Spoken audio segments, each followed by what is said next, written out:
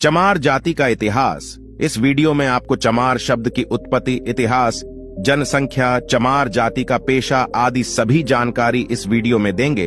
तो चलिए शुरू करते हैं। चमार भारतीय उपमहाद्वीप में पाया जाने वाला एक दलित समुदाय है। दलित का अर्थ होता है जिन्हें दबाया गया हो, प्रताड़ित किया गया हो, शोषित किया गया हो या जिनका अधिकार छीना गया हो। ऐतिहासिक रूप से इन्हें जातिगत भेदभाव और छुआछूत का दंश भी झेलना पड़ा है। इसीलिए आधुनिक भारत के सकारात्मक भेदभाव प्रणाली के तहत चमार जाति की स्थिति को सुधारने के लिए उन्हें अनुसूचित जाति के रूप में वर्गीकृत किया गया है। आइए जानते हैं चमार जाति का इतिहास। चमार शब्द की उत्पत्ति कैसे हुई? चमार शब्द की उत्पत्ति कैसे हुई? चमार शब्द की उत्पत्ति संस्कृत के शब्द चर्मकार से हुई है। ऐतिहासिक रूप से जाटव जाति को चमार या चर्मकार के नाम से जाना जाता है।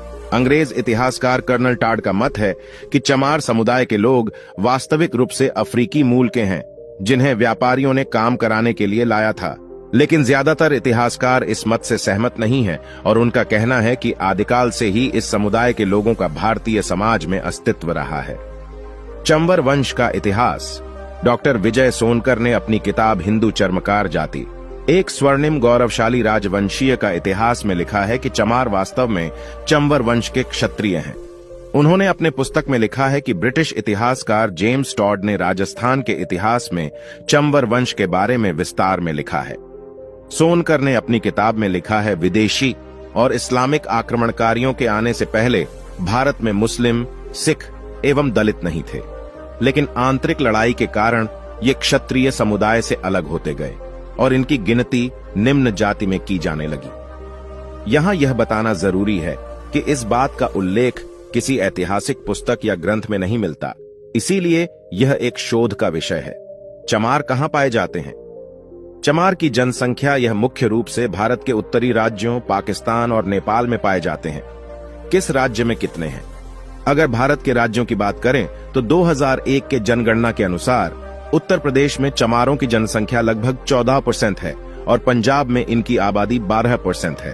अन्य राज्यों में चमारों की आबादी इस प्रकार है: राजस्थान 11%, हरियाणा 10%, मध्य प्रदेश 9.5%, छत्तीसगढ़ 8%, हिमाचल प्रदेश 7%, दिल्ली 6.5%, बिहार 5% और उत्तरांचल 5%। इसके अलावा जम्मू कश्मीर, झारखंड, पश्चिम बंगाल, गुजरात आदि में भी इनकी ठीक ठाक आबादी है। चमार किस धर्म को मानते हैं? भारत और नेपाल में रहने वाले अधिकांश चमार हिंदू धर्म के अनुयायी हैं। इस समुदाय के सदस्य बौद्ध और अन्य धर्म को भी फॉलो करते हैं। पाकिस्तान में पाए जाने वाले ज्यादातर चमार इस्लाम धर्म को मानते हैं। चमार जाति पेशा। इनका मुख्य पेशा चमड़े की वस्तुओं को बनाना था, लेकिन इस समुदाय के कुछ लोगों ने कपड़ा बुनने के कार्य को अपना लिया तथा खुद को जुलाहा चमार बताने लगे।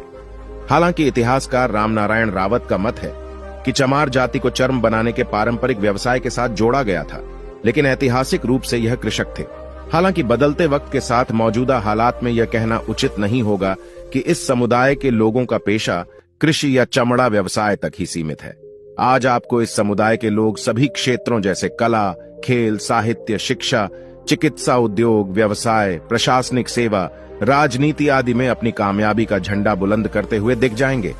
चमार शब्द एक अपशब्द, जाति सूचक शब्द कहने पर 6 माह की सजा।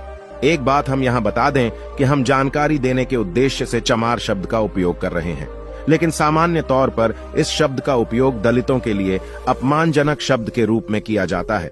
इसीलिए माननीय सर्वोच्च न्यायालय द्वारा इसे एक जातिवादी गाली के रूप में वर्गीकृत किया गया है। इसीलिए इस शब्द का प्रयोग सोच समझ कर करें, नहीं तो अनुसूचित जाति और अनुसूचित जनजाति अत्याचार निवारण अधिनियम 1989, scheduled cast and scheduled tribe prevention of atrocities act के उल्लंघन के मामले में आप पर दंडात्मक कार्रवाई हो सकती है। गौरवशाली चमार रेजिमेंट। चमार रेजिमेंट चमारों के बहादुरी का प्रतीक है। इस रेजिमेंट का गठन 1 मार्च 1943 को अंग्रेजों द्वारा दूसरे विश्व युद्ध के दौरान की गई थी। इस रेजिमेंट को कोहिमा की लड़ाई में महत्वपूर्ण भूमिका निभाने के लिए सम्मानित किया गया था। अंग्रेजों ने इस रेजिमेंट का गठन उस समय सबसे शक्तिशाली माने जाने वाली जापानी सेना से मुकाबला लेने के लिए किया था। इस रेजिमेंट को इंडियन नेशनल आर्मी के खिलाफ लड़ने के लिए कहा गया। लेकिन चमार रेजिमेंट ने देश के लिए और नेताजी सुभाष चंद्र बोस के आजाद हिंद फौज के लिए अंग्रेजों के खिलाफ विद्रोह कर दिया। इसके कारण अंग्रेजों ने 1946 में चमार रेजिमेंट पर प्रतिबंध लगा दिया। 2011 के बाद राजनेताओं और दलित समुदाय के लोगों ने मांग की है कि चमार रेजिमेंट को फिर से पुनर्जीवित किया जाना चाहिए, जिससे इस समुदाय का मनोबल बढ़ेगा और साथ ही वह देश की सुरक्षा में अहम भूमिका निभा पाएंगे। चमार जाति इतिहास को गौरवान्वित करते ये कुछ प्रमुख व्यक्ति, आइए अब चमार जाति के कुछ महत्वपूर्ण व्यक्तियों के बारे में जानते हैं, जिससे यह साफ हो जाता है कि महानता जन्म से नहीं कर्म से आती है। रविदास और रैदास वे मोची थे, जूते बनाते थे और उसकी मरम्मत भी करते थे। समाज की भाषा में उनकी जाति कथित चमार की थी, लेकिन राम और गोविंद की लगन ऐसी लगी थी कि रैदास नाम ही भक्त का पर्याय बनता जा रहा था। इतना तक कि कबीर जैसे महान संत ने भी कह दिया कि साधुन में रविदास संत है। बाबू जगजीवन राम भारत के प्रथम दलित उप प्रधानमंत्री और कांग्रेस के बड़े राजनेता थे। वह 24 मार्च 1970 से 28 जुलाई 1989 तक भारत के उप प्रधानमंत्री रहे। साथ ही वह केंद्र सरकार में रक्षा मंत्री, कृषि मंत्री, यातायात और रेलवे मंत्री रहे। कांशीराम किसी परिचय के मोहताज नहीं है। वह बहुजन समाज पार्टी के संस्थापक थे। उन्हें बहुजन नायक के नाम से भी जाना जाता है। उन्होंने जातिवादी व्यवस्था के खिलाफ आवाज उठाकर समाज सुधार का काम किया। बहुजनों, पिछड़ी और निचली जातियों का राजनीति एकीकरण और उनके उत्थान के कार्यों के लिए उन्हें हमेशा याद किया जाएगा। मीरा कुमार, बाबू जगजीवन राम की सुपुत्री मीरा कुमार कांग्रेस की वरिष्ठ नेता हैं। वह बिहार के सासाराम से 2004 से 2014 तक लोकसभा सदस्य रहीं। वह 4 जून 2009 से 16 मई 2014 तक लोकसभा की अध्यक्ष रहीं। सुश्री मायावती, राजनीति की दुनिया में मायावती का अलग पहचान है। वह 4 बार उत्तर प्रदेश की मुख्यमंत्री रही हैं। साथ ही वह वर्तमान में बहुजन समाज पार्टी की राष्ट्रीय अध्यक्ष हैं। दोस्तों, आज की वीडियो में बस इतना ही। अगर आप बाबा साहब के जीवन से जुड़ी जानकारी चाहते हैं तो चैनल को सब्सक्राइब कर लें।